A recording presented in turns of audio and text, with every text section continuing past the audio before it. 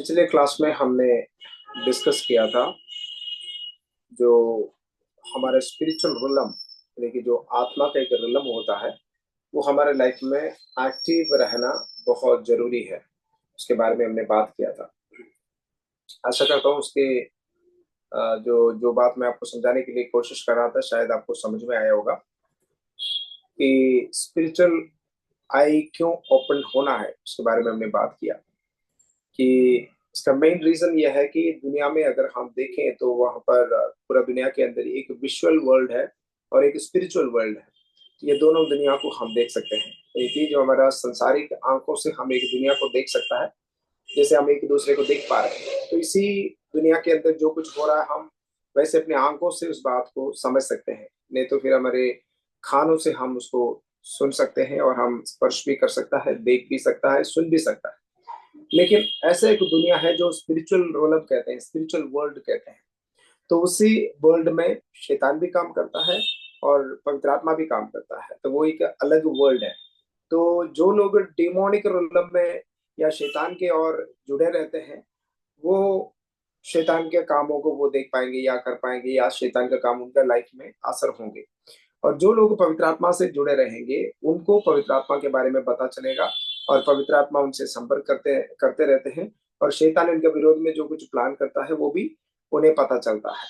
Okay, वो हमारे life में ये स्पिरिचुअल आई ओपन होना या स्पिरिचुअल रोलम हमारे लाइफ में खुला रहना बहुत जरूरी है। तो हम लोग पिछले हफ्ते पिछले जो क्लास में बात किया था, डिस्कस किया था कि आप लोग प्रार्थना करें। हम सब लोग केवल ऐसे इसके बारे में पढ़कर जाने वाला ना होने पाए, बल्कि हमारे जो आत्मिक रलम है, जो स्पिरिचुअल आइज, आत्मिक आंखें हमारे अंदर खुलने पाए ताकि हम स्पिरिचुअल रोलम को, स्पिरिचुअल आत्मिक क्षेत्र के अंदर क्यों क्या क्या बात हो रही है इस बात को हम देखने पाए। कुछ बाइबल आयत को हमने पढ़ लिया था तो जिसके द्वारा हमें समझ पाया कि पवित्र आत्मा बात करते हैं। उदाहरण तौर पे हमने ये देखा है 13वीं अध्याय प्रेरितों का किताब के अंदर कि कई जगह में पवित्र आत्मा उनको जाने के लिए मना किया, कई जगह में जाने दिया है। और प्रेरितों के जीवन में देख सकता है कि क्यों पवित्र आत्मा ने मना किया। तो कुछ बातें हो सकती हैं तो उसमें से प्रभु उनको बचाने के लिए चाह रहा था। तो इन सारे बातों को हम अपनी लाइफ में भी ध्यान रखिए। जो हमारे लाइफ में आत्मिक रिलम है, हमें जीना कि ये जो भौतिक दुनिया में नहीं, एक स्पिरिचुअल वर्ल्ड में हमें घुसना बहुत जरूरी है। तो उसी के लिए प्रयास करें करके हमने पिछले बार बात किया था। तो उसमें उसी चीजों से हमें जो अलग करने वाली चीज क्या है कि हम ज्यादातर सोशल मीडिया में या दूसरे चीजों को हमारे दिमाग में घुसने देते हैं या ज्यादातर लोगों से हम बातचीत करने लग जाते हैं। तो इन सारी बातों के द्वारा हमारा जीवन में ये परमेश्वर से हम कई बार सुन नहीं पाते हैं। तो इसलिए हम ध्यान रखें कि हम परमेश्वर से सुनने पाए और परमेश्वर की बातें हमारे लाइफ में सुनना बहुत जरूरी है। वो जो हमारा लाइफ में वो स्पिरिचुअल रलम खुल जाएगा तभी हो पाएगा। ओके, अब दूसरी बात की और आपका ध्यान को लेकर जाने के लिए चाहता हूँ वो यह है कि पवित्र आत्मा एक व्यक्ति के अंदर दो प्रकार का काम को लेकर आना चाहते हैं। दो प्रकार का काम को लेकर आने के लिए और करवाने के लिए चाहते हैं। Number one, fruit of the spirit यानी कि पवित्र आत्मा का फल। आप लिख सकते हैं, एक है पवित्र आत्मा का फल, फ्रूट ऑफ द स्पिरिट कहते हैं इंग्लिश में, फ्रूट ऑफ द स्पिरिट। ये पवित्र आत्मा का जो फ्रूट, फल हमारे लाइफ में होना बहुत जरूरी है। ये काम करता है पवित्र आत्मा। पवित्र आत्मा अगर किसी के अंदर हो तो जो पवित्र आत्मा का फल होता है वो हमारे जीवन में जरूर होगा। ओके, तो वो आयत हम देखते हैं गलातियों का पत्री में, गलतियों का पत्री 5वीं अध्याय उसका 22वीं पद अगर पढ़े तो वहां पर इस फल के बारे में लिखा हुआ है। यहाँ पर मैंने जो इंग्लिश में मेंशन किया हूँ, अगर आप इंग्लिश में देख सकता है तो बढ़िया है। अब एक बार देख लेना।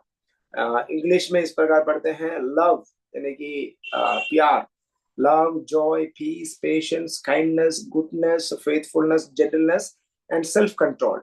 इस प्रकार का जो फल है पवित्र आत्मा का, पवित्र आत्मा का फल हमारे लाइफ में आते हैं। ओके, आप इस आयत को एक बार पढ़ सकते हैं हिंदी में। ये दोबारा बोलना सर। गलातियों का पत्री 5 अध्याय के 22 और 23। पर आत्मा का फल प्रेम, आनंद, शांति, धीरज, कृपा, भलाई, विश्वास और नम्रता और संयम है। ऐसे ऐसे कामों के विरोध में कोई व्यवस्था नहीं। ओके, तो परमेश्वर हमारे अंदर पवित्र आत्मा को इसलिए देते हैं कि पवित्र आत्मा हमारे अंदर आने के बावजूद हमारे अंदर ये सारे क्वालिटीज आने पाए, पवित्र आत्मा का क्वालिटी हमारे अंदर आने पाए। देखिए, पवित्र आत्मा आते हैं और जरूरी नहीं कि पवित्र आत्मा इवन अन्य भाषा भी बोले और कुछ आत्मिक क्षेत्र में कुछ चीजें दिखाई दे, लेकिन अगर ये जो इस प्रकार का जो फल हमारे अंदर नहीं होता है तो पवित्र आत्मा को हम हमारे अंदर लेके जाने का क्या फायदा या लेकर चलने का क्या फायदा है। तो पवित्र आत्मा हमारे अंदर है तो ये फल आना बहुत जरूरी है। ओके, जिनके अंदर फल है, जो पवित्र आत्मा का फल जिनके अंदर आता है, उनके जीवन में जो अगला पद में हम देख सकते हैं, gift of the spirit, gift, पवित्र आत्मा का गिफ्ट उन्हें देता है परमेश्वर। ये मांगने के द्वारा भी मिल जाता है, और गिफ्ट जो वर्ड को अगर हम देखें, हम हिंदी में इसको बोल सकता है कि वरदान, वरदान, पवित्र आत्मा का वरदान। और ये पवित्र आत्मा का वरदान किसको मिलता है? जो लोग परमेश्वर के आत्मा को अंदर लेते हुए उनका फल को अपने लाइफ में आने देते हैं, यानी कि जो प्यार करने वाले और खुश रहने वाले, शांति बनाने वाले। आपको मालूम होगा पीस, पीस के बारे में वहां पर लिखा हुआ है, यीशु मसीह ने जब पहाड़ के ऊपर बैठ करके प्रचार कर रहा था, वहां पर यीशु मसीह ने एक शब्द कहा, धन्य वह है जो शांति को क्या बोलते हैं, बनाते हैं। राइट, हिंदी में कैसे लिखा है? इंग्लिश में लिखा है कि blessed those who are making peace, peacemakers. तो हम शांति बनाने वाला होने पाए, और पेशेंस रखने वाले, धीरज रखने वाले, और जो अपने लाइफ में फेथफुल रहने वाले, जेंटलनेस हो, सेल्फ कंट्रोल रखने वाले, इन सारे जो क्वालिटीज अगर हमारे अंदर है ना, तो परमेश्वर हमें अपना गिफ्ट को देते हैं। ओके, गिफ्ट के बारे में लिखा हुआ कि पहला कुरिन्थियों 12 अध्याय का 1 से लेकर के मैं आपसे निवेदन करना चाहूंगा कि आप लोग जब भी अपने पास टाइम हो तो आप इस आयत को भी पूरा पढ़ना, यानी कि गलातियों का पत्री 5 अध्याय को पूरा पढ़ना, और साथ साथ पहला कुरिन्थियों 12 अध्याय और 14वीं अध्याय, ये दोनों अध्याय को जरूर पढ़ लेना। ओके, ये मैं पढ़ने के लिए आपको दे रहा हूं क्योंकि इसके अंदर गिफ्ट के बारे में, पवित्र आत्मा का वरदान के बारे में लिखा हुआ है। ओके, तो आइए 12वीं अध्याय में आइए, कुछ गिफ्ट के बारे में आपको बताने के लिए चाहूंगा। परमेश्वर का आत्मा का जो गिफ्ट है, पवित्र आत्मा का गिफ्ट के बारे में 12वीं अध्याय में लिखा हुआ है। पढ़िए जरा।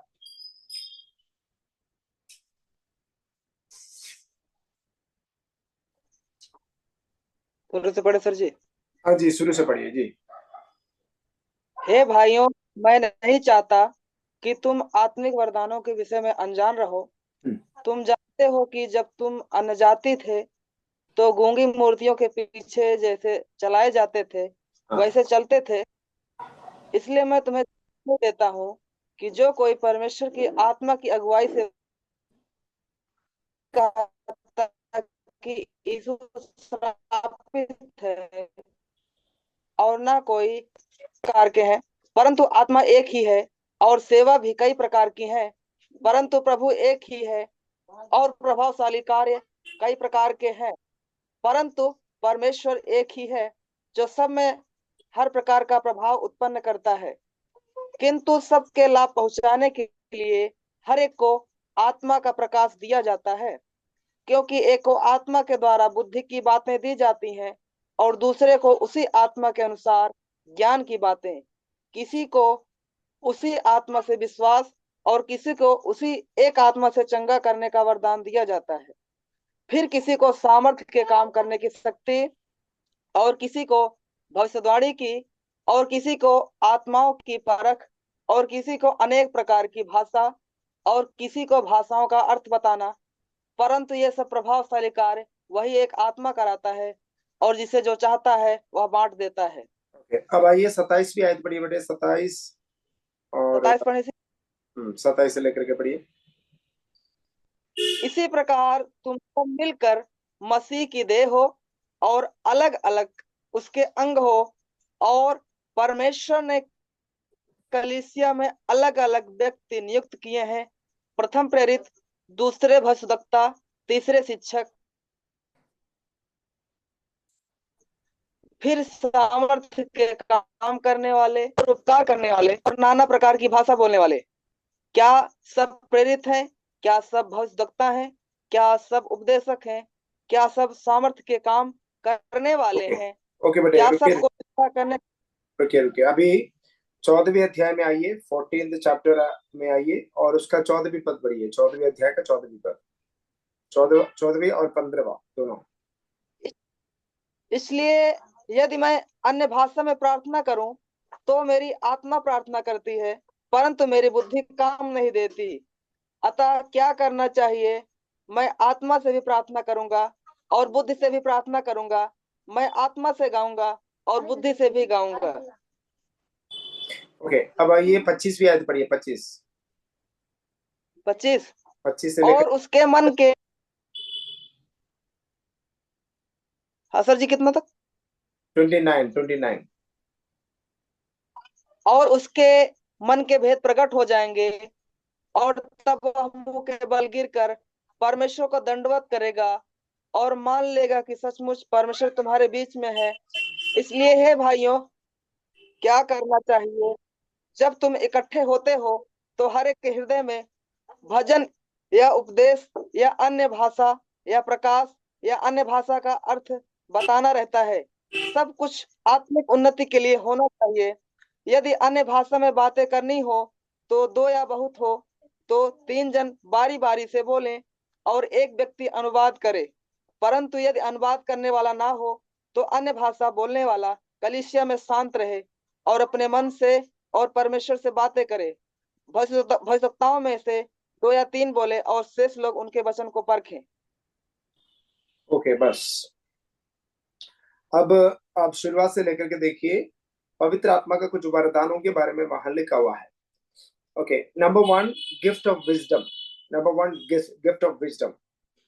Number 2 gift of knowledge. Gift of wisdom मतलब ज्ञान की आत्मा।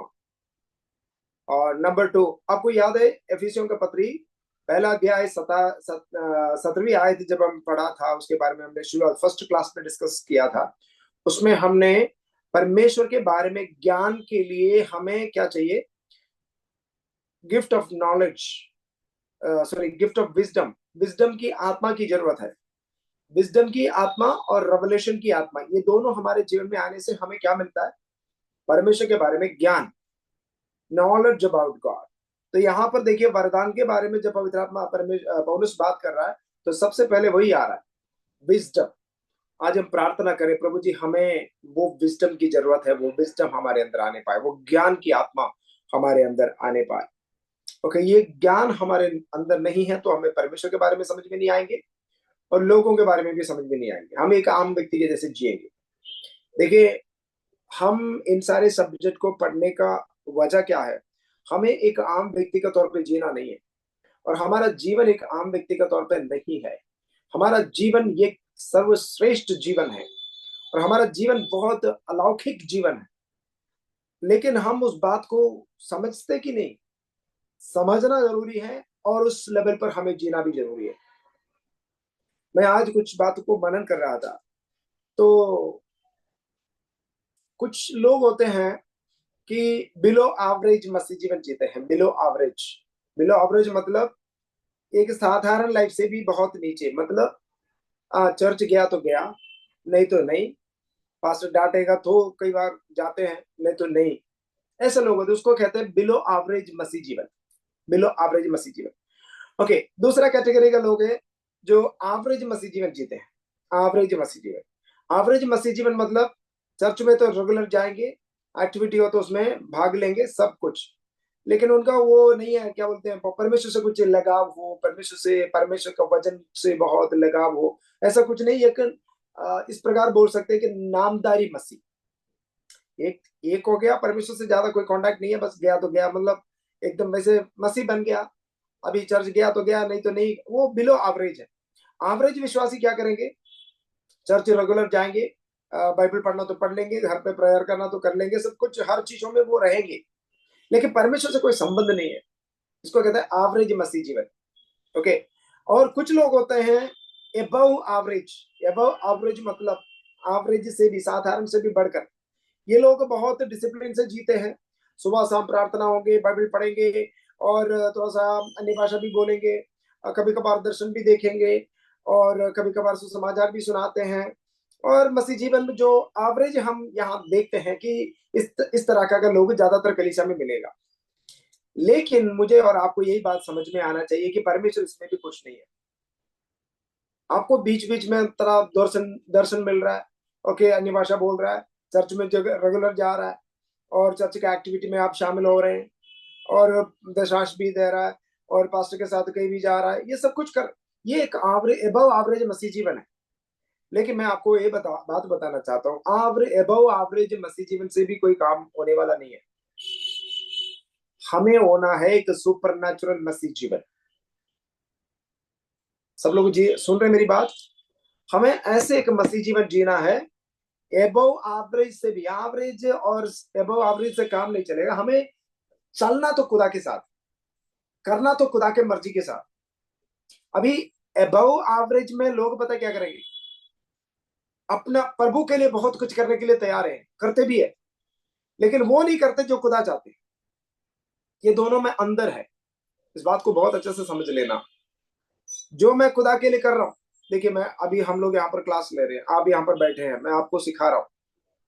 ये जो क्लास तब सफल होगा अगर ये परमेश्वर की इच्छा की ओर से हो रहा है तो। अगर नहीं हो रहा है, ठीक है, आप भी सुन रहे हैं, आपको कुछ इंफॉर्मेशन मिलेगा, मैं भी कुछ, ठीक है, पढ़ा रहा हूं, बस यही है। इससे बढ़कर कुछ नहीं होगा। अभी देखिए पिछले क्लासों में आप लोगों ने पवित्र आत्मा को अनुभव किया, पवित्र आत्मा आपसे बात करना शुरू किया, कुछ अलौकिक काम हो रहा है। क्यों? क्योंकि ये परमेश्वर की ओर से हो रहा है। आपके जीवन में भी बदलाव भी आ रहा है आत्मिक क्षेत्र में। क्यों? क्योंकि हम परमेश्वर के अगुवाई में ही इस क्लास को चला रहे हैं। तो मैं आपको ये बात बताना चाहता हूँ, मान लो कि आप कहीं प्रचार करने के लिए जा रहे हो, या कुछ चर्च चला रहे हो, या कोई संगति कर रही हो, कुछ भी आप काम, इवन मसीहत के अंदर, सेवकाई के अंदर कुछ भी आप काम करें, बहुत इंपॉर्टेंट बात यह है कि आपको ये पक्का करना जरूरी है कि भाई मैं जो कर रहा हूं ना, ये परमेश्वर का अगुवाई में कर रहा हूं। ये बहुत जरूरी है। मैं आपको खुल के बता दूं, मैं खुल के आपको बता दूं, 95 से भी अधिक लोग जो है, जो प्रचार करते हैं, जो मिनिस्ट्री करते हैं, ये सब कुछ परमेश्वर का जो क्या बोलते हैं, परमेश्वर का जो इच्छा के अनुसार ही नहीं कर रहे हैं। परमेश्वर से पूछ के नहीं कर रहे हैं।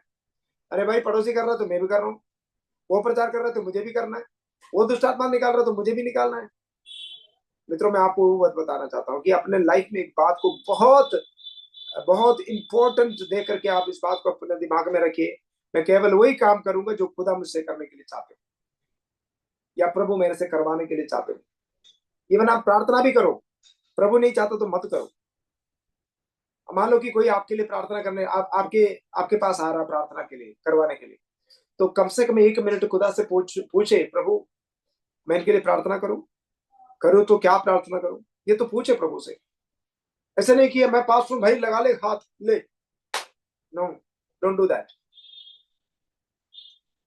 इसलिए परमेश्वर का वचन कहता है सावधान रहो, सेवकाई के अंदर भी सावधान रहो, ये बहुत जरूरी है। मित्रों, इस बात मुझे नहीं मालूम है कि आप इस बात को गंभीरता से ले रहे कि नहीं ले रहे। देखिए मेरे अंदर भी बहुत कुछ करने के लिए सोच है, मेरे मन में इच्छा है, मैं बहुत कुछ परमेश्वर के लिए करूं, लेकिन कोई भी काम करने से पहले मैं प्रभु से पूछ लूंगा, प्रभु मैं इसको करूं कि नहीं करूं, ये आपका इच्छा की ओर से ही कि नहीं है, और आपका इच्छा है। उसको मैं इंग्लिश में समझाना चाहता हूँ। इंग्लिश में दो वर्ड है, एक है परमिसिव विल और दूसरा है परफेक्ट विल। विल मतलब इच्छा, परमिसिव विल मतलब यह है, मान लो आज मुझे कहीं प्रचार के लिए जाना है, प्रभु तो चाहते नहीं होंगे कि मैं जाऊं, लेकिन मैं प्रभु से बार बार लगा लगा लगा करके प्रार्थना करता हूँ, प्रभु जी मुझे जाना जाना जाना जाना। तो मैं 1 घंटा पूछने के बाद प्रभु बोलेगा चलो जाओ। उसका कहते हैं परमिशन देना, परमिसिव विल कहते हैं उसको, परमिसिव विल। परफेक्ट विल वो है, परफेक्ट विल वो है। प्रभु को मुझे वहां भेजना था। प्रभु चाह रहा था कि मैं वहां पर हो जाऊं। तो मैं प्रभु से पूछूं तो प्रभु मुझे खुद बताया कि भाई जाओ, मेरे ओर से है। तो उसको कहते हैं परफेक्ट विल। दूसरा क्या हुआ, मैं प्रभु से मांग मांग करके प्रभु को तंग कर दिया, तो प्रभु ने आखिर में बोला जाओ। ये दोनों में अंदर है, ये दोनों में अंदर है। मैं एक उदाहरण तौर पे बता रहा था। चलो मान लो कि एक और दूसरे उदाहरण बता दूंगा, आपको समझ में आएंगे। मुझे एक गाड़ी खरीदनी है, एक गाड़ी खरीदना, ठीक है। तो आपको चाहिए कोई ना कोई एक गाड़ी आपको पसंद आ गया, तो आप उसके लिए प्रार्थना कर रहे हैं। तो आप क्या प्रार्थना करेंगे, प्रभु जी वो गाड़ी दे दे, वो गाड़ी दे दे, वो गाड़ी दे दे, मतलब उसी के लिए आप रोज प्रार्थना करेंगे। तो रोज प्रार्थना करने के बावजूद तो प्रभु क्या करेंगे, चलो इतना तो मांग रहे पहले दे दे। इसको कहते हैं परमिसिव विल। परमेश्वर परमिशन दे दिया बस, लेकिन वो परफेक्ट नहीं है।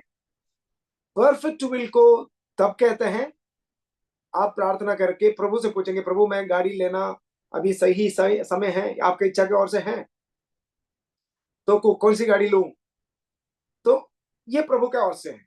तब प्रभु बता देगा तुम्हें कौन सा लेना है, क्या लेना है, कब लेना है। हम जबरदस्ती कुछ लेना उसको परमिसिव विल कहते हैं। परमेश्वर की इच्छा के अनुसार कुछ लेना है या कुछ भी हो, उसका कहते हैं परफेक्ट विल। अब बताइए इसमें से कौन सा सही रहेगा, कौन सा होना चाहिए इसका परफेक्ट विल। Perfect will. मैं आपको यही बात बताना चाहता हूँ, आपका लाइफ का इवन छोटी सी छोटी बात क्यों ना हो, प्रभु से पूछ के ही करें, उसका आदत बनाएं। हाँ कई बार देखिए जब हम प्रार्थना करते हैं तो परमेश्वर का उत्तर कई बार कई प्रकार के होते हैं। हम इंसान होने के नाते क्या चाहता है, कोई भी मैं प्रार्थना करूं उसका उत्तर हाँ और आमीन में मिल जाए। लेकिन जरूरी नहीं कि परमेश्वर का उत्तर हाँ हाँ और आमीन में मिल जाए। कई बार प्रार्थना का उत्तर नो होता है, कई बार प्रार्थना का उत्तर नो होता है, कई बार प्रार्थना का उत्तर वेट होता है, भाई वेट करो, थोड़ा सा इंतजार करो। कई बार प्रभु मना ही कर देते, भाई वो नहीं, रहने दो। उसी समय पर हमें परेशान नहीं होना है, परेशान नहीं होना है। ओके एनीवे, हम लोग गिफ्ट के बारे में बात कर रहे थे। इन सारी चीजों को हमारे अंदर विजडम नहीं आते तो फिर हम वो सहनशीलता हमारे अंदर नहीं होंगे। हम बोलेंगे भाई दे दे दे दे दे दे दे दे, फिर जान बूझ करके परेशान करके हम प्रभु से ले लेंगे। वो कई बार हमारा लाइफ में आशीष का भी कारण नहीं होगा। एक और उदाहरण बाइबल से आपको बताता हूँ। जो इसराइलियों को परमेश्वर डायरेक्ट न्याय किया करता था शमूएल का समय तक। शमूएल का समय आ गया तो इसराइल लोगों ने परमेश्वर से बोला, प्रभु अब शमूएल के पास जाकर के कहा, जैसे अन्य जातियों के पास है वैसे हमें भी एक राजा की जरूरत है। ये परमेश्वर का परफेक्ट विल नहीं था, प्रभु देना नहीं चाह रहा था राजाओं को। प्रभु बोला था कि मैं डायरेक्ट तुम्हें न्याय करूंगा, तुम्हारे लिए कुछ गाइडेंस चाहिए, कुछ भी चाहिए, मैं डायरेक्ट तुम्हें तुम्हारा राजा मैं रहूंगा और किसी को लगाने नहीं दूंगा। लेकिन इसराइल लोगों ने पूछने का वजह से प्रभु ने परमिट किया, परमिशन दिया। उसको कहते हैं परमिसिव विल। आपको मालूम है फिर बाद में क्या हुआ, जितने भी राजा इसराइल देश में आ गया ज्यादातर लोगों ने उनको मूर्ति पूजा की ओर लेकर गए। परमेश्वर से जबरदस्ती कुछ लेने का रिजल्ट यही होता है। परफेक्ट विल में रहोगे तो खुदा जिम्मेवार रहेंगे। हम परमेश्वर से जानबूझ करके जबरदस्ती कुछ करवाओगे, मांगोगे, तो उसका जिम्मेवार हम रहेंगे। अभी आपको उसका अंदर समझ में आया होगा, राइट? ओके, तो अभी क्या करें कि हम उसके बारे में बात कर रहे हैं, gift of the holy spirit. Okay, ये गिफ्ट क्या क्या है मैं जल्दी आपको बताना चाहता हूँ। Number 1, wisdom of the holy spirit. Okay, gift of wisdom. Number 2, gift of knowledge. Knowledge क्या है, इसके दोनों का हिंदी थोड़ा सा मुझे बताइएगा। विजडम मतलब ज्ञान हो गया ना, विजडम, और नॉलेज मतलब समझ। समझ, ओके। और गिफ्ट ऑफ फेथ, विश्वास की आत्मा, विश्वास करने वालों को, विश्वास। और गिफ्ट ऑफ हीलिंग, चंगाई की आत्मा, सॉरी चंगाई की वरदान, चंगाई की वरदान। और उसके बाद है गिफ्ट ऑफ प्रोफेसी, भविष्यवाणी करने का गिफ्ट, भविष्यवाणी। भविष्यवाणी जी। और अगला है gift of discerning, discerning spirit, और दूसरा भाषा में बोले तो डिस्टिंग्विशिंग स्पिरिट, मतलब परखने की आत्मा, परखने की आत्मा। एक एक लिख के रखे और एक एक के लिए प्रार्थना करें, प्रभु जी कौन सा देना चाह रहे हो मुझे, प्रभु से मांग लेना। बाइबल में लिखा हुआ है तो आपके पास नहीं है तो फायदा क्या है। एक बार दोबारा से बता दीजिए pastor ji. Number 1 gift of wisdom, ज्ञान की आत्मा। नंबर 2 गिफ्ट ऑफ नॉलेज, समझ की आत्मा, समझ की आत्मा नहीं, गिफ्ट, समझ की गिफ्ट। और गिफ्ट ऑफ फेथ, फेथ का वरदान, विश्वास की वरदान। हीलिंग। और गिफ्ट ऑफ हीलिंग, विश्वास के वरदान, विश्वास के वरदान। गिफ्ट ऑफ हीलिंग, चंगाई करने का वरदान। देन गिफ्ट ऑफ मिरेकल, अद्भुत करने का, चमत्कार करने का वरदान। देन है गिफ्ट ऑफ प्रोफेसी, भविष्यवाणी करने का वरदान, भविष्यवाणी करने का वरदान। उसके बाद है discerning spirit, gift of discerning spirit, मतलब परखने की आत्मा। उसके बाद है गिफ्ट ऑफ टंग्स, अन्य भाषा का वरदान। ये तो सबके पास होता है, लेकिन दिक्कत यही है कि इससे ज्यादा तो होता ही नहीं कुछ।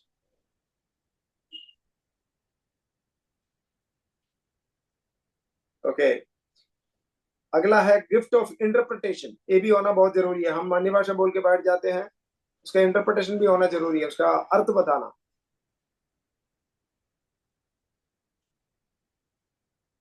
अन्य जाति लोग, एक बात मैं आपको बताना चाहता हूँ। अच्छा चलो, ये कंप्लीट करने के बाद बताऊँ। गिफ्ट ऑफ इंटरप्रेटिंग यानी कि अर्थ बताना, जो अन्य भाषा बोलते हैं उसका अर्थ बताने के लिए एक वरदान होता है, उसके लिए प्रार्थना करना।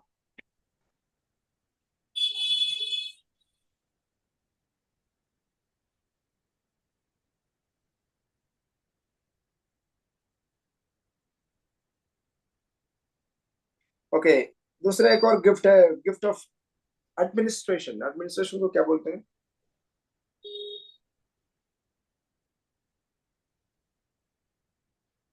गिफ्ट ऑफ प्रबंध एडमिनिस्ट्रेशन। करना, हाँ, प्रबंध करना सर जी। प्रबंध करना एडमिनिस्ट्रेशन है। में प्रबंध करना। हाँ जी, हाँ जी। और बुद्धि की आत्मा बोल सकते हैं, बुद्धि की आत्मा, बुद्धि का वरदान, बुद्धि।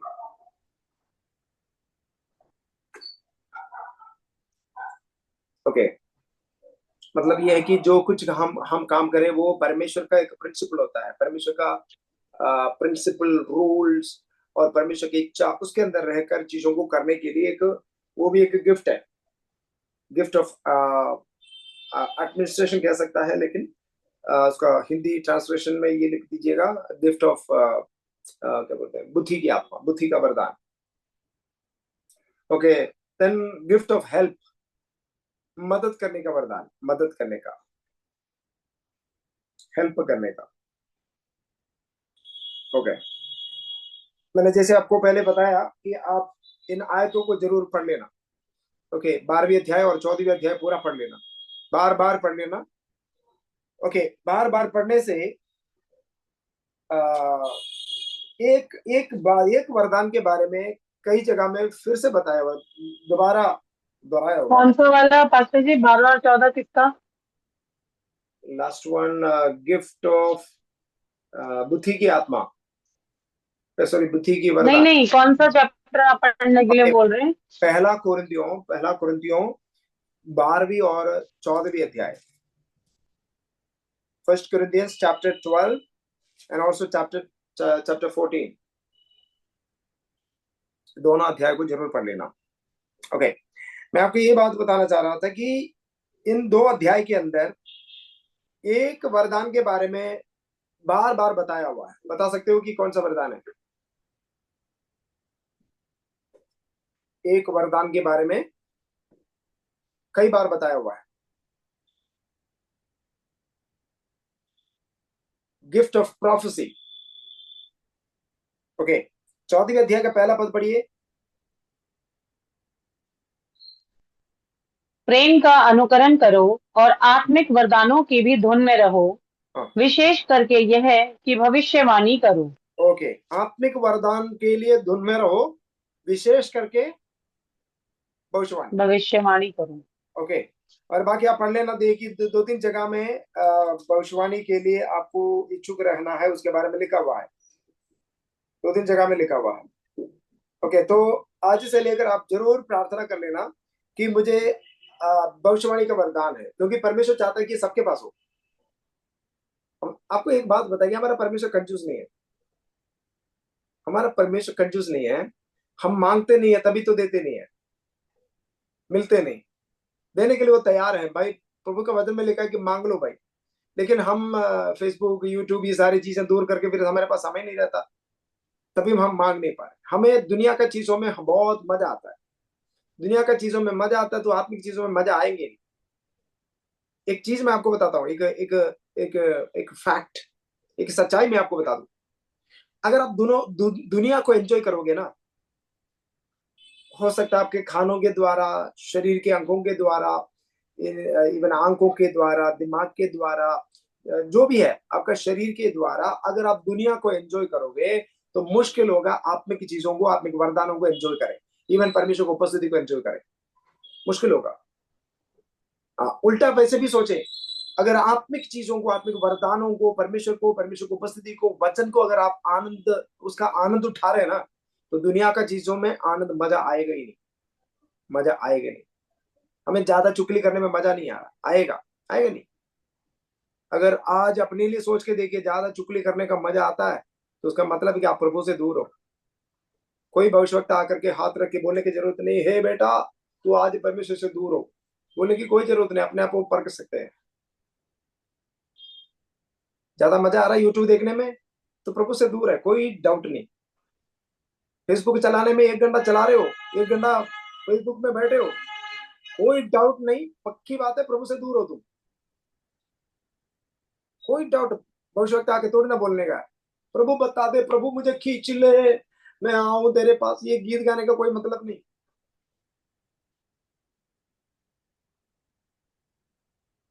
मतलब कुछ लोग चुगली तो नहीं करते हैं, फोन करते हैं 1 घंटा, हाँ जी बताओ, अच्छा खाना खा लिया आपने, हाँ जी और बताओ, 100 बार पूछेंगे, हाँ जी और बताओ। अरे रख के तो दूसरे काम कर ले, हाँ जी और बताओ, हाँ जी और बताओ। ज्यादातर यहाँ पर बड़े लोग हैं, इसलिए मैं नौजवानों की भाषा नहीं बोल रहा हूँ यहाँ। पापा मम्मी को खाना खाने के लिए नहीं पूछेंगे, आजकल जवान पूछेंगे जरूर अपने जानू से कि आप जानू खाना खा लिया, समझ गया होगा। जादू टोना के पीछे मत जाइए, प्रभु के पीछे जाना शुरू करें, इस समय बहुत बुरा है ना। जानू फिर जादू टोना बन जाएगा, बाद में पता नहीं चलेगा, जब फंस जाएगा तभी पता चलेगा। तो मैं आपको बताना चाहता हूँ कि दुनिया में जो जहां हमें मजा आ रहा है उन चीजों से अपने आप को अलग करो। दुनिया में कई चीजों में हमें अपना इंटरेस्ट, अपने लगाव उसी में हो रहा है, तो ध्यान रखना हम परमेश्वर से दूर हो रहा है कहीं ना कहीं। मुझे नहीं मालूम कितने लोगों को इस बात की जो बात है समझ में आ रहा है।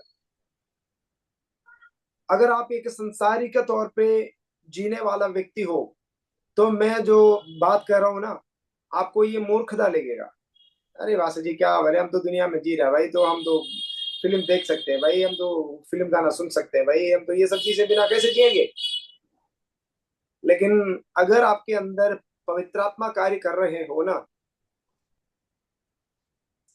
तो मैं दो कल भी एक वीडियो देख रहा था, गॉड्स जनरल करके एक वीडियो है, अगर कोई इंग्लिश समझ सकता है तो आप उस वीडियो को देख लेना जरूर, मेरे से पूछ लेना, मैं लिंक दे दूंगा आपको। गॉड्स जनरल करके, यानी कि परमेश्वर का जनरल, जनरल वर्ड है जो मिलिट्री टर्म है, मिलिट्री टर्म। गॉड परमेश्वर के लिए जनरल रहे, ऐसे परमेश्वर के दासों के बारे में मैंने कुछ अनुभव सुन रहा था। एक परमेश्वर के दास, उनका नाम मैं भूल गया, AW ऐसा कुछ, कुछ नाम है, मैं भूल गया। तो काफी सारे लोगों के बारे में उसके अंदर लिखा हुआ है, मतलब वीडियो है, काफी सारे लोग, इसलिए मैं भूल गया।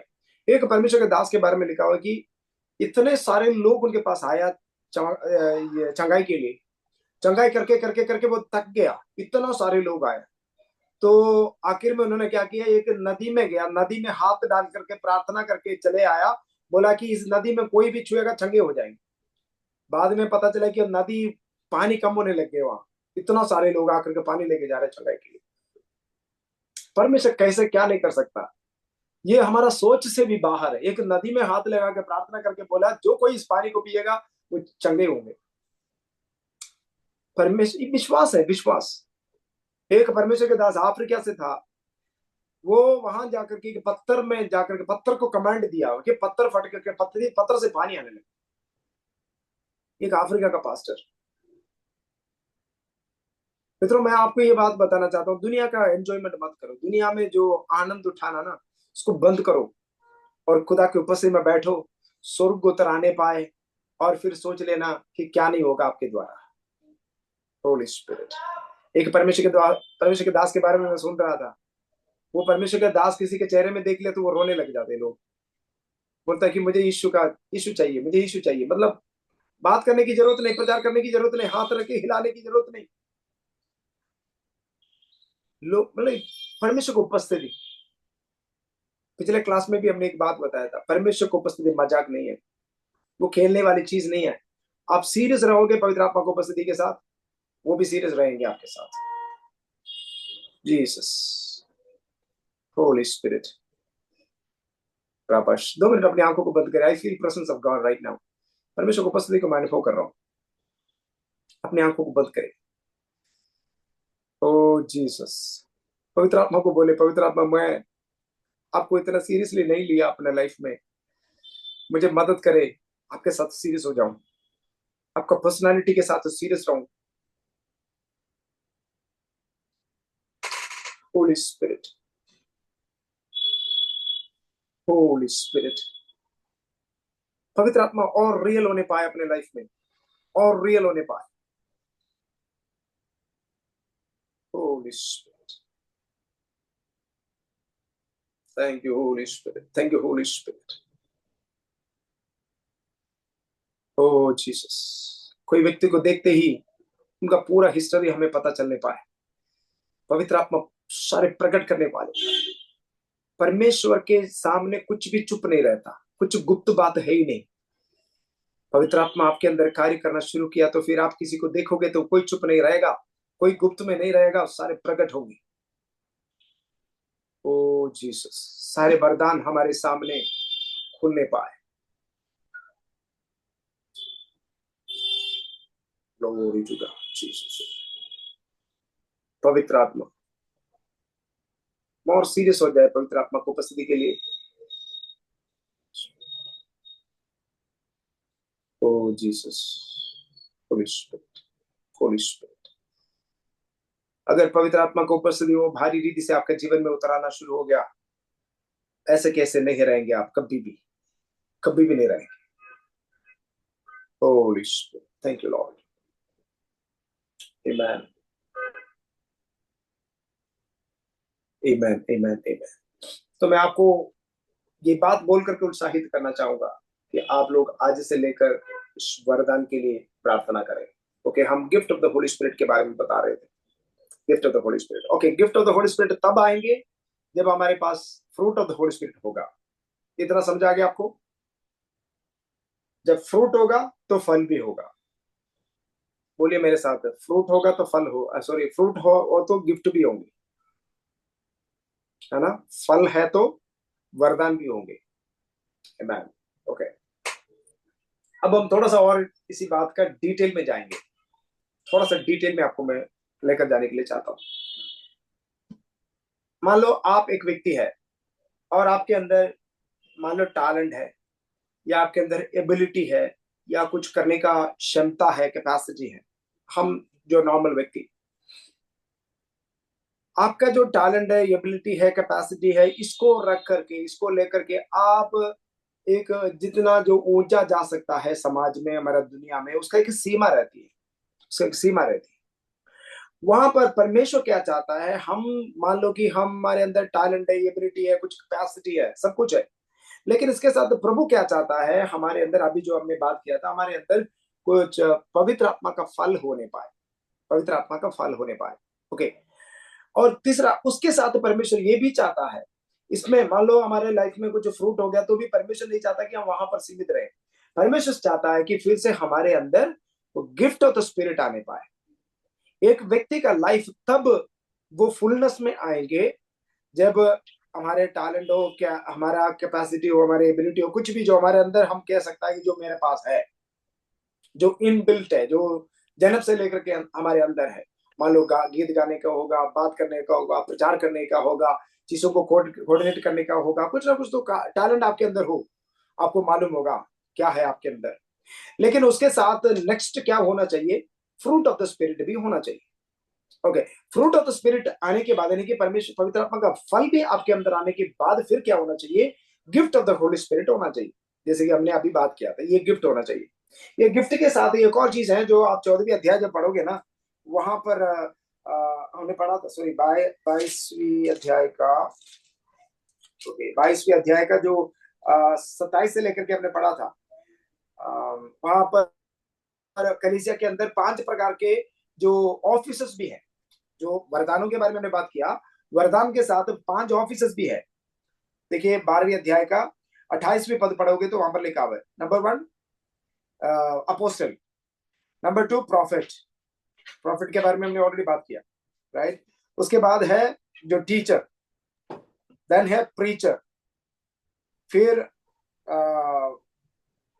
इवेंजलिस्ट है, और पास्टर है। और एफिसियों का पत्री में भी इसके बारे में लिखा हुआ है, वो भी आयत आप नोट कर लेना, बाद में उसको जरूर आप पढ़ लेना। एफिसियों का पत्री, उसमें और स्पष्ट रूप में लिखा हुआ कि एफिसियों का पत्री 2 अध्याय का 11वीं पद में,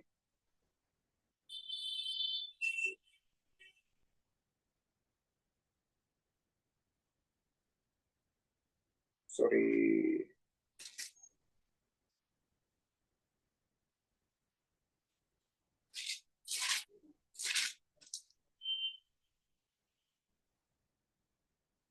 सॉरी आयत में बाद में आपको बता दूंगा, एक और जगह में लिखा हुआ है, एफिसियों के पत्री में है, ओके सॉरी, एफिसियों के पत्री 4 अध्याय का 11वीं पद, वहां पर अपोस्टल, एफिसियों का पत्री 4 अध्याय का 11वीं पद, अपोस्टल और उसने कितनों को भविष्यवक्ता नियुक्त करके, और कितनों को सुसमाचार सुनाने वाले नियुक्त करके, और कितनों को रखवाले और उपदेशक नियुक्त करके दे दिया।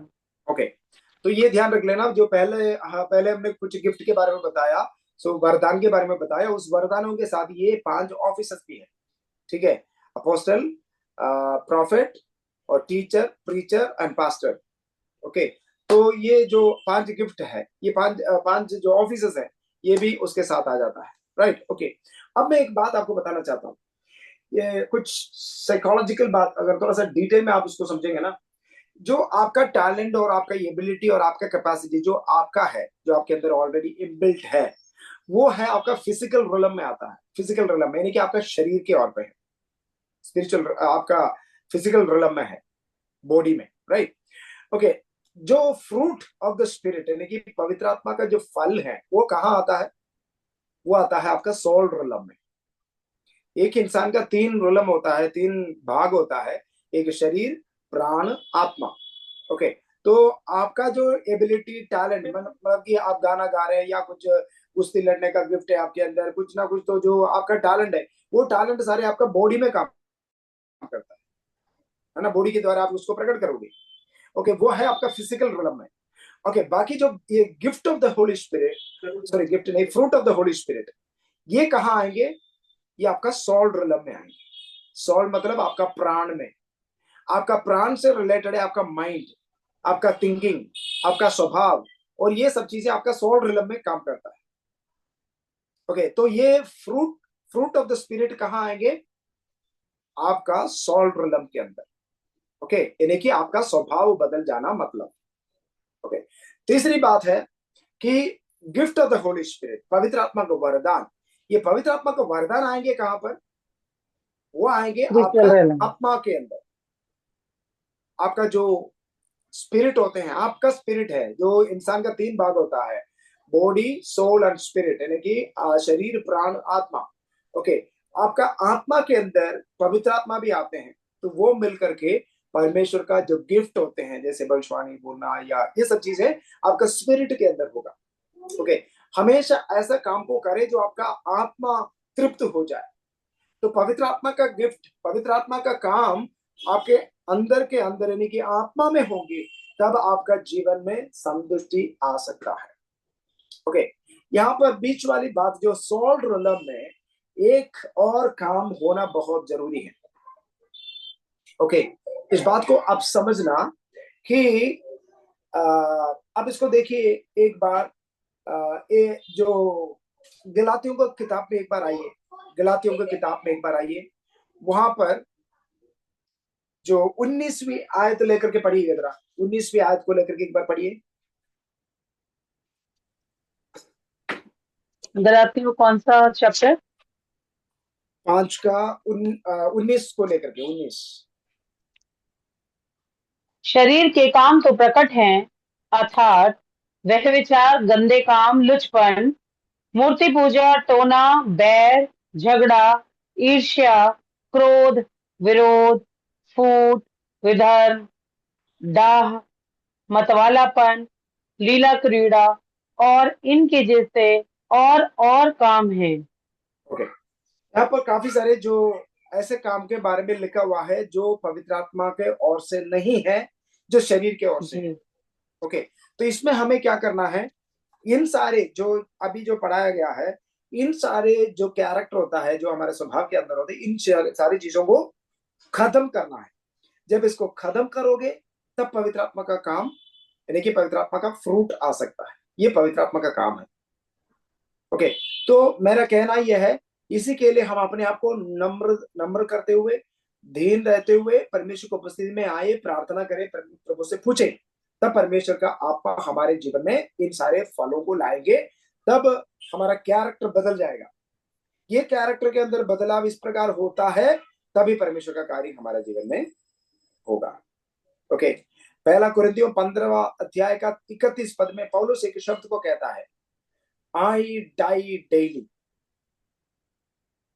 बाल में डाई करने वाली बात नहीं कर रहे हैं।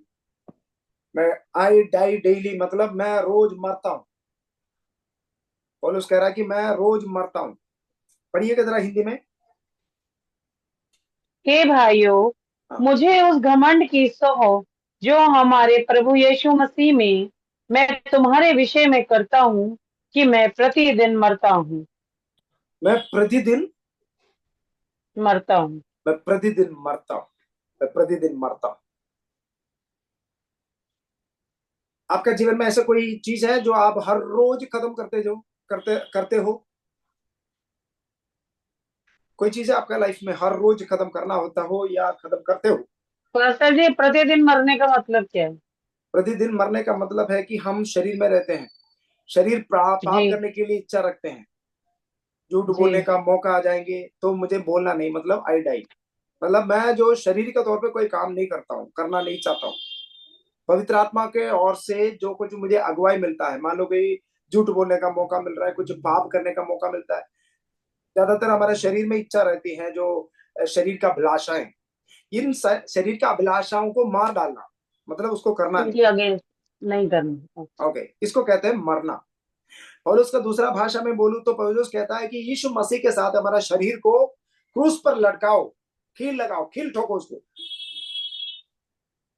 मतलब ऐसे चीजों को बोलना नहीं, ऐसे चीजों के बारे में सोचना नहीं, देखना नहीं, सुनना नहीं, ऐसा काम नहीं करना जो परमेश्वर को पसंद नहीं है। इसको कहते हैं मरना, आई डाई डेली। सर आप एक बार बताइए। बोल देना। अजी बेटे, सर आयत कौन सी बोली थी, एक बार दोबारा बताना। पहला कुरिन्थियों 15 का 31 तेरा स्क्रीन में है। पहला कुरिन्थियों 15 का 31, उसमें लिखा है, पौलुस कह रहा है कि मैं प्रतिदिन मरता हूं, प्रतिदिन मरता हूं। आपको याद है एक बार हमने प्रार्थना किया, एक एक प्रार्थना विषय के बारे में डिसाइपलशिप ट्रेनिंग प्रोग्राम में बात किया था कि हमें रोज का प्रार्थना क्या करना है। यीशु मसीह ने अपने चेलों को जो प्रार्थना सिखाए, उसी प्रार्थना के अंदर एक प्रार्थना उन्होंने ये बोला कि प्रभु ऐसे प्रार्थना करे, हे पिता हमें परीक्षा में ना डाले, बुराइयों में से हमें बचा के रखिए। तो वही प्रार्थना कि हमारा लाइफ में जो टेम्पटेशंस आते हैं, जो उसी परीक्षा में से हमें बचा के रखने के लिए प्रार्थना करें। उसी परीक्षा आते समय हम उसमें से बचकर रहना, इसको कहते हैं मरना, प्रतिदिन मरना, यानी कि डाई, आई डाई डेली। और उसका एक सेंटेंस है, आई डाई डेली, मैं रोज मरता हूं। मैं क्योंकि हर बार मेरा शरीर कहता है भाई दुनिया का मजा लो, दुनिया के जैसे जियो, दुनिया में एंजॉयमेंट लो, ये सब चीजें बोलता है मेरा शरीर, कहता है मेरा शरीर भी कहता है, साथ में शैतान भी साथ देता है। शैतान थोड़ा सा उसमें तेल डाल देते हैं आग जलते समय, फिर और जलना लग जाते हैं। तो इसको हमें खत्म करना, तभी gift of the holy spirit, पवित्र आत्मा काम करें। एक बात ध्यान रखना, जब तक हम अपने शरीर का अभिलाषाओं को आगे रख करके काम करोगे, जियोगे, तो परमेश्वर कभी भी हमें इस्तेमाल नहीं कर सकता। परमेश्वर का गिफ्ट कभी भी हमारे जीवन में नहीं आ सकता है। आप चाहते हो आपके जीवन में पवित्र आत्मा का गिफ्ट हो, परमेश्वर को वरदान मेरे अंदर कार्य करने पाए, चाहते हो तो आपको आपको क्या करना पड़ेगा?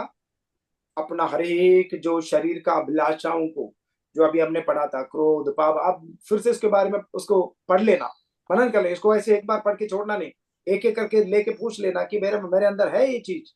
घमंड को देख लेना, घमंड है मेरे अंदर, कोई ना कोई पाप का है हिस्सा मेरे अंदर, उसको खत्म कर देना, उसको कुर्बान कर देना, ताकि परमेश्वर का जो वरदान हमारे अंदर कार्य करे। ओके, तो एक साइड में जो चीज अभिलाषाओं को खत्म करना, और फिर फ्रूट को लेके आना। क्या फ्रूट है?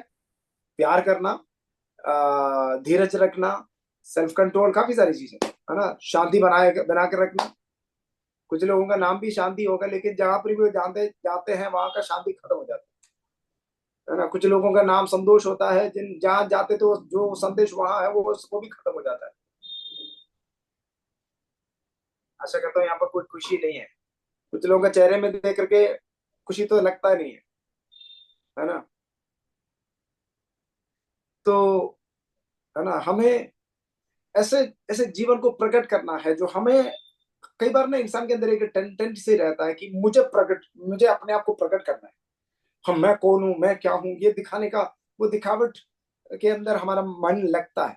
और है ना, सबके मैं पहचान में आना चाहिए, मैं नजर आना चाहिए लोगों में। ये सब चीजें खत्म करो यार, मुझे क्या देखना, बस ये सब चीजें हमारा शरीर का अभिलाषा है, हम खत्म हो जाए। वही प्रार्थना यूहन्ना ने प्रार्थना की, मैं खम हो जाऊं, मैं खत्म हो जाऊं, मैं घट जाऊं, मसीह मुझ में जीने पाए। सच में मैं आपको बता दूं, परमेश्वर आपको इस्तेमाल करना है तो अपने आप को कुर्बान करना पड़ेगा। अब लिख के रखिए, ये लिख के रखिए, अपने आप को खत्म करना ही पड़ेगा। जब तक आप अपने आप को, हाँ ठीक है मैं हूँ, हाँ हूँ बोलते हैं ना, मुझे मालूम है कैसे बात करना है, मुझे मालूम है कैसे जीना है, मुझे कैसे करना है, जब तक हम इसी हालत में रहोगे ना, परमेश्वर हमें इस्तेमाल नहीं करेंगे। क्योंकि भरा हुआ बर्तन में फिर से क्या भरोगे? बर्तन खाली करो, परमेश्वर भरेंगे, है ना। तो उसी के लिए हम आज से लेकर प्रयास करें, उसी के लिए हम तैयार हो जाए। Okay right. अभी दूसरा टॉपिक के ऊपर मैं जाने के लिए नहीं चाहूंगा, अगर उसको टॉपिक टच करूं तो फिर आज खत्म नहीं होंगे, तो इसलिए फिर अगला हफ्ते हम कंटिन्यू करेंगे। ओके, एक बात आपको बताना चाहता हूँ, ध्यान से सुनिए। हमने पवित्र आत्मा का बपतिस्मा के बारे में बात किया था, याद है आपको? पवित्र आत्मा का बपतिस्मा के बारे में बात किया था। ओके, ये एक परमेश्वर के दास ने बोला हुआ एक स्टेटमेंट मुझे बड़ा अच्छा लगा। उन्होंने बोला, पानी हाथ में लेके चलना और पूल के अंदर घुस जाना, दोनों में अंदर है। दोनों को पानी में संबंध है, पानी के साथ संबंध है, लेकिन दोनों में मजा अलग आता है। हम लोग आजकल क्या कर रहा है, हाथ में लेकर के पानी पी रहा है ना। बोल रहे कि भाई दो अन्य भाषा बोल दिया तो हमें लगता है कि हाँ मैं दुनिया में सबसे बड़ा अन्य भाषा बोलने वाला हूं। अरे आप पानी हाथ में लेके घूम रहे हो, पूल में नहीं घुसे अभी तक। तो ये दोनों में अंदर है। ओके, एक और बात, एक परमेश्वर के दास ने बोला था, मुझे बड़ा अच्छा लगा। हमने जो आयत पढ़ा था उसमें लिखा है कि पवित्र आत्मा एक है, वरदान अलग है, अलग अलग वरदान है, अलग अलग प्रकार के वरदान है। जैसे उदाहरण उन्होंने ये बताया कि जैसे इलेक्ट्रिसिटी हो, आपका घर में इलेक्ट्रिसिटी है, इलेक्ट्रिसिटी तो एक ही है, दो लाइन तो नहीं, लाइन तो एक ही है, बिजली तो एक ही आ रही है आपके पास, लेकिन आप क्या क्या काम करवाते हो उससे लगा के। मिक्सी चलाते हैं, फ्रिज चलाते हैं, पता नहीं दुनिया में क्या क्या है, सब कुछ है हमारे घर के अंदर। नहीं तो फिर हम उधार लेके खरीद के ले आएंगे, वही हालत है हमारे, है ना। घर के अंदर कभी कई सारी चीजों का इस्तेमाल हम करते हैं एक ही इलेक्ट्रिसिटी से। कंप्यूटर चलाते हैं और फैन चलाते हैं, लाइट जलाती हैं, और काफी सारी चीजें हम करते हैं एक इलेक्ट्रिसिटी। वैसे ही पवित्र आत्मा एक है, विभिन्न प्रकार के काम होता है। आमीन। वही काम पवित्र आत्मा किसी और के अंदर करते हैं, मेरे अंदर करते हैं, अलग अलग लोगों के अंदर अलग अलग प्रकार के काम पवित्र आत्मा काम करते हैं। ओके, दूसरी बात, और पवित्र आत्मा पाया हुआ है, पवित्र आत्मा को अपने पास रखते हुए भी आप पवित्र आत्मा का बपतिस्मा नहीं लिए हो, ऐसे भी हो सकता है कि नहीं। मान लो कि मेरे अंदर पवित्र आत्मा है, जरूरी नहीं कि पवित्र आत्मा है तो मैं बपतिस्मा भी लिया हूं पवित्र आत्मा का, ये दोनों अलग है। जैसे हाथ में पानी लेके घूम रहा है, पूल में नहीं घुसे। मित्रों, मैं आशा करता हूं आपको समझ में आए होंगे।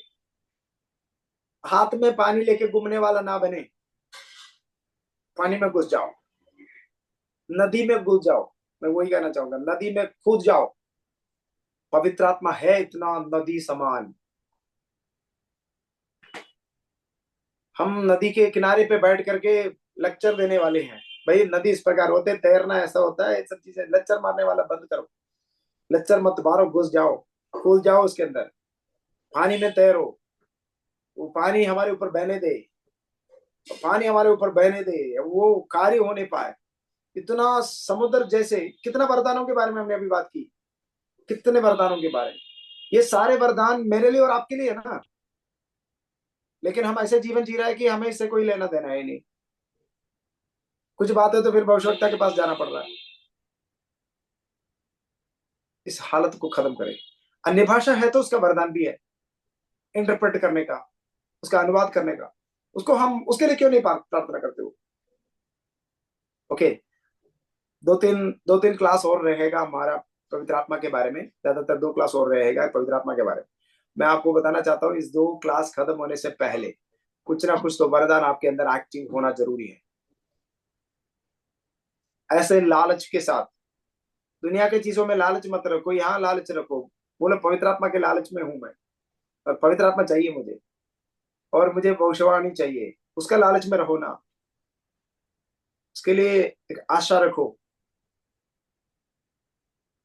तैयार हो कि नहीं, तैयार हो है? ये करना जरूरी है कि नहीं। जैसे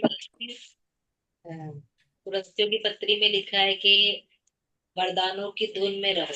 तुम्हें अभी रहो जैसे तो हम जैसे सीखा कि जबरदस्ती नहीं मांगना, और तो ये थोड़ा सा इसको क्लियर करें, मतलब वरदानों की धुन में रहो, हमें वो मांगना है, प्राप्त करना है, या हॉली स्पिरिट जो खुद अपने आप से देते हैं। देखिए, इसमें अलग अलग, मतलब अलग अलग लोगों के साथ परमेश्वर अपने अपने मर्जी में काम करते हैं, अपना तरीका से काम करते हैं। जैसे कि परमेश्वर के वचन में लिखा, अभी हमने जो आयत में पढ़ा था कि धुन में रहो, हर एक वरदानों का धुन में रहो। उसका मतलब क्या है, प्रभु सबको देना चाहते हैं। ओके, और खास तौर से भविष्यवाणी के लिए धुन में रहो वचन में लिखा हुआ है। उसका इंग्लिश में लिखा हो कि आस्क फॉर इट, तो आप उसके लिए मांग सकते हैं। लेकिन परमेश्वर कुछ अपना तरफ से भी देना चाहते हैं। गिफ्ट का मतलब ये है कि मान लो कि गिफ्ट हम मांगने से नहीं, वो अपना तरफ से दिया जाता है। मैं आपको ये कहना चाहूंगा, आप परमेश्वर के संबंध में आओगे ना, अपने आप गिफ्ट ऑपरेट होना शुरू हो जाएंगे, आपको मांगने का भी जरूरत नहीं। मेरे अंदर है ना, ये वचन का प्रकाशन की आत्मा है मेरे अंदर, ये मैंने कभी मांगा नहीं था। मैं एक बात अपने लाइफ में देखा हूँ, जिस तरह मैं वचन एक्सप्लेन करके देता हूँ, जो लोगों के अंदर जो समझ में आ जाता है, उस तरह बहुत कम लोग कर पाते हैं, क्योंकि ये मेरा गिफ्ट है, जो विजडम ऑफ स्पिरिट मुझे प्रभु ने दिया हुआ है। जब वचन बोलता हूँ तो लोगों के अंदर जितना समझ में आ जाता है, दूसरा पास्टर, मैं कई बार सुना हूँ, डॉक्टरेट जिस जिस पास्टर्स के साथ डॉक्टरेट है, वो समझाने से भी समझ में नहीं आता, वो बोलते यार इनको तो रहने दो, आप ही समझा लो, है ना। तो ये गिफ्ट है मेरे अंदर, प्रभु ने वो वरदान दिया हुआ है, और मुझे चंगाई का वरदान भी प्रभु ने दिया हुआ है। तो ये मैंने मांगा नहीं था, प्रभु ने ऐसे दिया मुझे। लेकिन अभी भी मैं भविष्यवाणी के लिए अभी भी प्रार्थना कर रहा हूँ, सालों से प्रार्थना कर रहा हूँ, मिला नहीं, लेकिन प्रार्थना मैंने बंद नहीं किया, आज भी प्रार्थना किया। ये तो मैं जब तक मिलूंगा नहीं, कब तब तक करते रहूंगा। और भी चाहता हूँ कि लोगों को देख ही मैं, मेरे अंदर वो आ जाए, जो लोगों के बारे में परखने की आत्मा आ जाए, मैं चाहता हूँ, और भी चाहता हूँ। ओके, तो मैं आपको ये कहना चाहूंगा, प्रार्थना करने में कोई गलत बात नहीं है, प्रभु का पवित्र आत्मा के बारे में प्रार्थना करने में कोई दिक्कत नहीं। लेकिन यह है गिफ्ट, गिफ्ट का मतलब यह है, जब आप परमेश्वर के नजदीक में आओगे, प्रेम में आओगे, जो गिफ्ट कब दिया जाता है, प्रेम के अंदर ही दिया जाता है, प्रेम के अंदर दिया जाता है। जब परमेश्वर के साथ प्रेम में आ जाओगे ना, अपने आप गिफ्ट दे देगा वो। आशा करता हूँ एक चीज और, जैसे मैं बहुत स्टार्टिंग के समय की बात बता रही हूँ, जब मैं नई नई प्रभु में ग्रहण किया, तो परमेश्वर ने ऐसे वरदान दिया कि मैं सामने वाले के मन में चल रही बातों को भी जान पाती थी। तो मैं ये पूछना चाहती हूँ, जैसे कि अभी नहीं है, तो वो मतलब गिफ्ट, मतलब जो दिया परमेश्वर ने, उसको परमेश्वर वापस तो लेते नहीं, तो अभी वैसा प्रकाशन नहीं आता है, इसका क्या मतलब है? मैं उसके लिए प्रार्थना करूं फिर से, या मतलब क्या? उसमें प्रभु तो वरदान वापस लेता नहीं है, तो बात सही है, लेकिन वो एक्टिव नहीं हो पाते। तो अगर अभी एक्टिव नहीं है, तो आपको दोबारा परमेश्वर को बस में बैठना पड़ेगा, थोड़ा सा पहले जितना मेहनत किया ना, उससे ज्यादा थोड़ा प्रार्थना करना पड़ेगा, क्योंकि एक बार प्रभु ने आपको दिया था, आपने उसको ध्यान, उसके ऊपर ध्यान नहीं दिया, है ना। आखिरी मैंने मेहनत नहीं किया, प्रभु ने मुझे दे दिया, मैंने ऐसे मांगा नहीं। गिफ्ट इसको कहते हैं, गिफ्ट। आपने मांगा नहीं, दे दिया परमेश्वर ने। लेकिन गिफ्ट है तो उसका मतलब है, मान लो कि आप किसी को कोई गिफ्ट दे रहे हो, वो मांग के, मान लो किसी का बर्थडे आ गया, बर्थडे में आप गिफ्ट दे रहे हो, ठीक है, वो तो मांगा नहीं, आपने अपने प्यार के अंदर आपने दे दिया गिफ्ट। मान लो आप चले जाने के बाद वो कूड़ा में डालेगा, तो आपको दिल कितना दुख लगेगा। यही बात होती है ना, प्रभु प्यार में आपको दे दिया है और आप उसका ध्यान नहीं दिया, तो कितना परमेश्वर को कितना दुख लगेगा। कोई बात नहीं, प्रभु से आप एक बार माफी मांग लेना, प्रभु से बोल देना, प्रभु मैंने इतना ध्यान नहीं दिया, मुझे माफ कर देना, और मुझे दोबारा उसका जरूरत है, तो पूछ लेना, प्रभु दे देगा दोबारा। ठीक है, ओके। और कुछ डाउट है?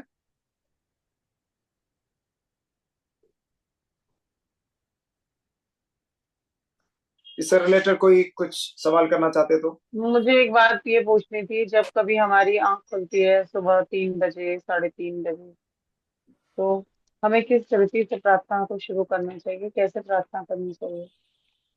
मीन्स कई बार समझ ही नहीं आता। Okay. मैं अपने बारे में बताऊं तो आपको अच्छा लगे तो जी उस जी। हाँ जिस जी। तरह आपको अच्छा लग रहा है, उस तरह आप कर लेना। अभी शुरुआत में है, इसलिए थोड़ा सा आपको ये लग रहा है, बाद में फिर अपने आप आपको पता चल जाएगा कैसे करना है। मैं तो शुरुआत में कैसे करता हूँ कि मेडिटेट करता हूँ, बैठ के रात को ऐसे मेडिटेट करता हूँ, परमेश्वर के बारे में सोचता हूँ। मैं ये सोचता हूँ कि परमेश्वर मेरे कमरे में है, परमेश्वर की उपस्थिति है, सोचता हूँ। अगर आसपास में कोई सो नहीं रहा है, थोड़ा सा अकेला है, तो थोड़ा सा सावधान में मैं गाना गाता भी, वर्शिप करता हूँ। Worship is the best method. जैसे आप आराधना में चले जाओगे तो बहुत, मतलब प्रार्थना का शुरुआत में आप आराधना में चले जाओ, अपने आप आराधना करो। तो personal worship is the best tool to connect with God. कोई मोबाइल नहीं, कोई गाना नहीं चलाना है ना उसमें? कुछ नहीं चलाना, ऐसे कोई जरूरत नहीं। आप अपने आप को कोई भी गाना जो अपने टोन में, अपने जो है, आप गाना शुरू करें। लेकिन ध्यान रखना, आप आत्मा में आ जाओगे तो दूसरे को परेशान हो जाए, वो उठा करके गाली ना दे। नहीं नहीं, हम अलग कमरे में चले जाते हैं। ठीक है, तो अपने कमरा है तो बहुत बढ़िया रहेगा। पर्सनली सावधान से गाए तो अच्छा है। तो worship is the best thing that you can start with. आराधना में परमेश्वर की उपस्थिति अपने आप आ जाती है। और एक और चीज मैंने अपना लाइफ में देखा, जब आप प्रार्थना करोगे तो स्वर्गदूत मौजूद होगा और परमेश्वर सुनते होंगे जरूर, लेकिन जब आराधना करे होंगे ना, आराधना में स्वर्गदूत भी शामिल होंगे आपके साथ। आराधना एक चीज है जो स्वर्गदूत रोज करते हैं, स्वर्ग में भी करते हैं, कहीं भी वो तो करते हैं। तो आपका आराधना में स्वर्गदूत भी शामिल होंगे। और आप, मैं आपको बताना चाहता हूँ, इस क्लास खत्म होने से पहले कुछ स्पिरिचुअल एनकाउंटर आपके साथ भी होना जरूरी है। मैं प्रार्थना करूंगा उसके लिए, हम लोग मिलकर प्रार्थना करेंगे। आपके कमरे में स्वर्गदूत उतरना चाहिए, स्वर्गदूत दिखाई देना चाहिए। पवित्र आत्मा का अलग अलग, जो हमने पिछले बार बात किया था कि पानी की तरह पवित्र आत्मा प्रकट होते हैं। पानी पवित्र आत्मा को दर्शाता है बाइबल। हमें कई बार फील होना चाहिए कि आप पानी बह रहा है, या जैसे दर्शन के अंदर भी हो, आप पानी के अंदर घुस गए हो, ऐसे आपको महसूस होना चाहिए। और पवित्र आत्मा तेल के रूप में है, तो तेल आपके ऊपर लग गया है, आपको ये फील हो सकता है। और कई बार कबूतर है, कबूतर को आप देख सकते हो। पवित्र आत्मा का जो सिंबॉलिक रूप होता है वो आप देख सकते हैं, आपका प्रार्थना में अनुभव भी कर सकते हैं। और पवित्र आत्मा हवा का तरह है ना, हवा लग सकता है ना। तो ये सिंबॉलिक फॉर्म है पवित्र आत्मा का। उसके लिए मैं ये सब चीजें बोल रहा हूँ ना, ये आम विश्वासियों के लिए नहीं। ये आम विश्वासी के बारे में बोलेगा तो उनके सामने बोलेगा तो उन्हें कुछ समझ में भी नहीं आए। इसलिए मैं ये बात आपको बताता हूँ, ये केवल लीडर्स के लिए है, जो चेलों के लिए है, और जो खुदा के नजदीक चलना चाहते हैं उन्हीं के लिए है। कलीसिया में बोलने से सबको समझ में नहीं आएंगे, केवल उन लोगों को समझ में आएगा जो जिनको परमेश्वर के साथ एक संबंध हो ऑलरेडी, प्रसंस के बारे में जिनको आइडिया है। उन्हीं उन्हीं के सामने इस बात को रखने से फायदा है। ओके, तो मैं आपको ये बोलना चाहूंगा कि आप उपस्थिति के ऊपर थोड़ा सा ध्यान दो, सेंसिटिव रहो, सेंसिटिव रहो। Be sensitive to the presence of God. हमेशा पवित्र आत्मा है आपके साथ। अब सेंसिटिव रहना, सेंसिटिव रहना मतलब सावधान रहो, उनके साथ कनेक्टेड रहना। और जैसे पास्टर जी, कभी कभी ऐसे बहुत गर्म भी महसूस होता है, ये भी साइन है पवित्र आत्मा। जी बिल्कुल, वही तो कह रहा हूँ। एक तो गर्माहट है, पवित्र आत्मा आ गए तो गर्माहट फील होंगे। हवा है तो हवा लग जाएंगे कई बार, कबूतर और क्या बोलते हैं, ऑयल, ऐसे कुछ प्रकार है। हमने पिछले दिनों में बात किया था ना। सो विभिन्न प्रकार से पवित्र आत्मा बात करेगी। पवित्र आत्मा का आवाज भी सुन सकता है, पवित्र आत्मा बात भी करेंगे, दर्शन भी देखेंगे, दर्शन के द्वारा बात करेंगे, वचन के द्वारा बात करेंगे। तो we can feel the presence of God. कई बार वो टच भी करेंगे, you can feel like somebody is touching you.